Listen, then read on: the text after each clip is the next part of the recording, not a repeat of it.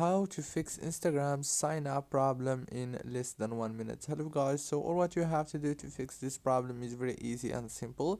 If you want to create a new account that and the Instagram doesn't let you to do it, all what you have to do is go to settings on your phone, go to the apps, go to apps manager.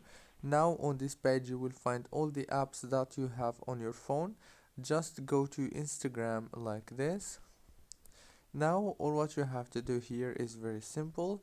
Go to data usage, scroll down and make sure that the mobile data and the Wi-Fi and the background data and the roaming data are enabled. And now all what you have to do is go to the storage, click here on this option to clear all the data in the app. Now after you click on it, congratulations, now just go back and reopen Instagram and the problem is fixed. So yeah, that's it guys. Don't forget to like, subscribe.